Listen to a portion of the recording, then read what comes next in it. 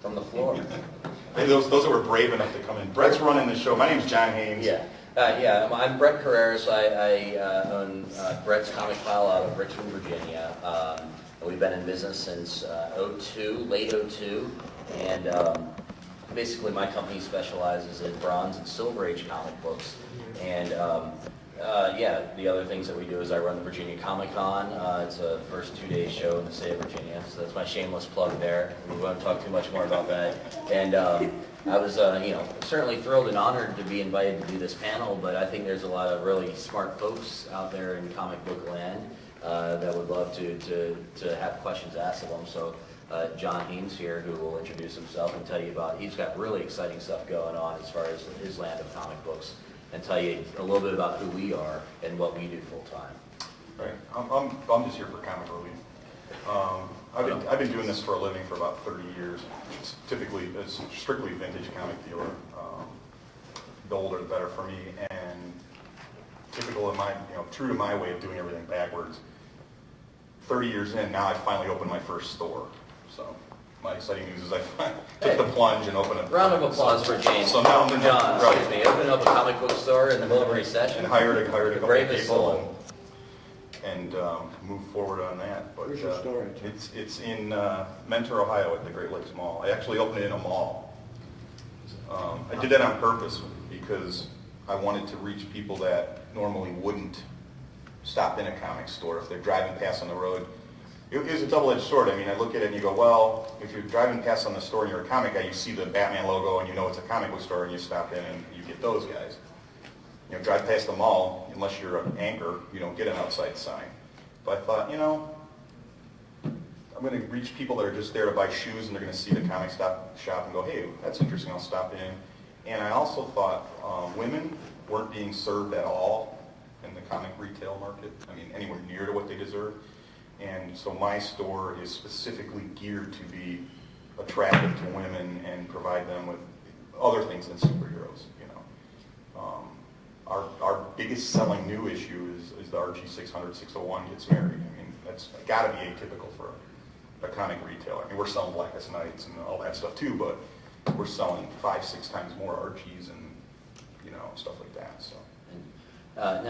So we're in Columbus, Ohio right now. How far away is your shop? If somebody we're about 3 hours away. It's east side of Cleveland. So if you're here, it's just nothing to go there. Well, if you're up there, stop in and say hi. I wouldn't. Sure. Yeah.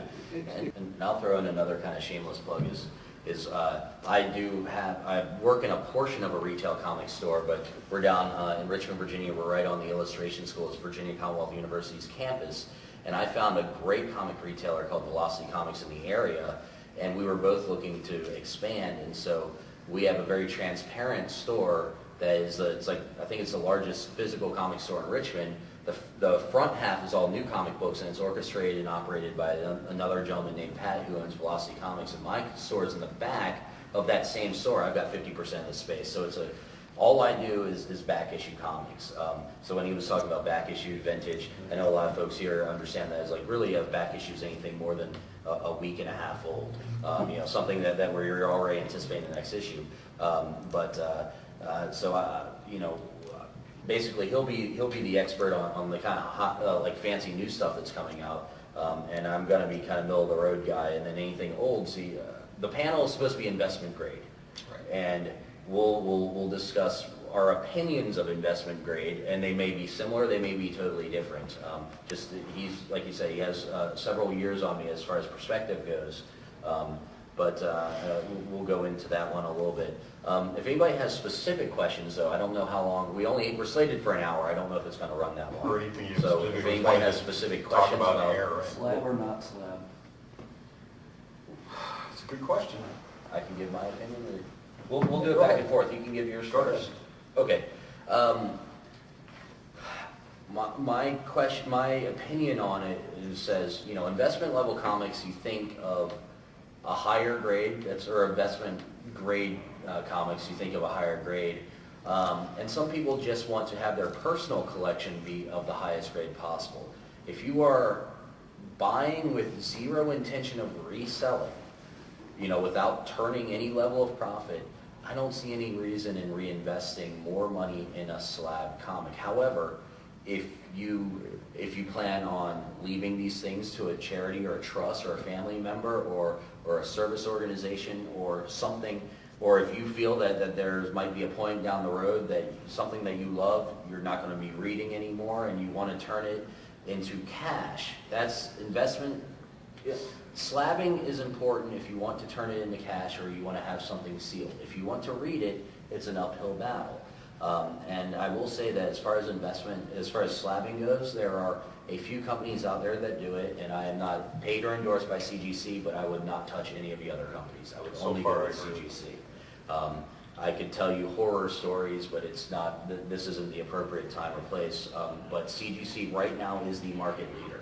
And there hopefully will be more people coming along that put up a good challenge to, because it's expensive. It's a very expensive thing, but sometimes investing $15 to $25 to return a multiple hundreds of dollars investment is a different animal. Again, I'll defer to John because he has a graded comic book. I brought one. Yeah, I figured that would come up. So CGC, I agree. CGC is the Cadillac. They had the same problems that the other enterprises are having now when they started. CGC's corrected theirs. They had some serious quality control problems in the beginning. Their grades were all over the place. They got very good at spotting a normal restoration, and the cases cracked if you blinked at them wrong. So they've solved those problems. The cases don't crack like, remember these? They just shattered. It was so bad that they really advertised a re-holding of Bring the them back, books we'll refix them. for a nominal fee, Right. probably far less than it costs them to do it. Right. But they fixed those problems. I'm assuming the other guys will too, if they can make enough money to bring some quality along. But you're asking slab or not to slab? When I'm a member of the CGC, so I submit it. Yeah, me too. Yeah, I'm a member dealer. And I get people asking me, what would it take to submit books for you? And I usually ask them, just out of curiosity, why do you want to do it? I'm a reader, and I'm an old school comic guy. Like I said, I've been doing it for 30 years. When CGC came out, everybody assumed I would just be totally against CGC. Anti-law. It's terrible. You seal it, because that's the argument. You seal it up, nobody can read it. Yeah. Well, if you got a 9.8, which is 1 out of every 50,000 comics made, is that nice? You're not going to read that thing. That's not the one you want to read. Yeah. But I would say if you're going to sell it, and you're not going to sell it to a dealer, and you're not already a professional in some way, and you have a significant item, then you probably should have it encapsulated, because it will do two things. It will allow you to bring it to the marketplace as a known a known thing, and it will give the buyer some assurance that he's not getting taken from a guy that has no past track record of selling anything. I don't understand slabbing stuff to sit in your closet. I'll gladly take care of it. I don't understand that. I'd say just put it in a nice top loader Mylar, keep it cool, keep it out of the sun. The comics, to be honest with you, the nicest collections I've ever bought were unbagged. Oh yeah. The Mile Highs, which is probably the single highest grade collection ever found, unbagged. Yeah, unbagged and So- stacked. Yeah, there's ways to protect your stuff without investing in outrageous Right. protection. The other thing to think about with CGC, like I said, we brought one out.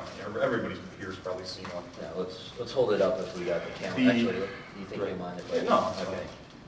fine. So it's a rigid, has everybody in the panel seen one of these things, or it's just a fairly durable, rigid thing with all sorts of identifiers, 9.8 being a grade on a scale of 10, and then, it's identified all over the place. Sorry,